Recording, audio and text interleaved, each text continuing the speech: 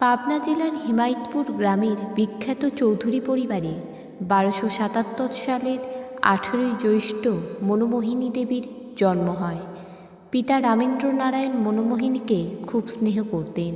সবসময় কন্যাকে বসনভূষণে সজ্জিত রাখতে চেষ্টা করতেন। তাকে এক প্রকার সুস্বীকৃত করিয়াই যত্ন লইতেন। ছোটবেলা থেকেই ধর্মের প্রতি ছিল অগাধ প্রেম ভক্তি।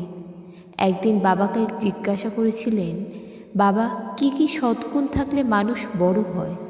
উত্তরে বাবা বললেন, যারা সত্য কথা বলে, পরের দ্রব্যে লোভ না করে গুরুজনকে মান্য করে, দিন দুঃখীর সেবা করে, সর্বোপরি ঈশ্বরে বিশ্বাস ভক্তি রেখে চলে, তাদেরই লোকে মহৎ বলে পুজো করে। ভগবানও তাদের উপর সন্তুষ্ট থাকেন। ছোটকালে সকলে আদর করে তাকে মনু বলে ডাকত। দিদিমা ছিলেন হরিভক্ত, সবসময় হরিনাম জপ করতেন, হরিনাম গাইতেন। মনুও দিদিমার সঙ্গে থেকে হরিনাম করতেন।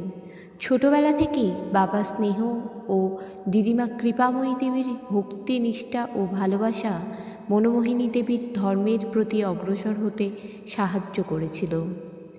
1286 বঙ্গাব্দ 13ই অগ্রহায়ণ পাবনা জেলার চাটমোহর গুয়াখাড়া নিবাসী পণ্ডিত ঈশ্বরচন্দ্র চক্রবর্তীর সন্তান শিবচন্দ্র চক্রবর্তীর সঙ্গে মনোমোহিনী দেবীর বিবাহ বন্ধনে আবদ্ধ হন।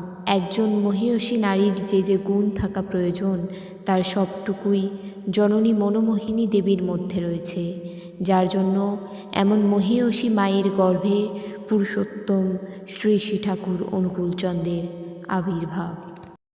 ঠাকুর সম্পর্কিত আরও ইষ্ট প্রসঙ্গ শোনার জন্য এই চ্যানেলটিকে অবশ্যই সাবস্ক্রাইব করে রাখুন।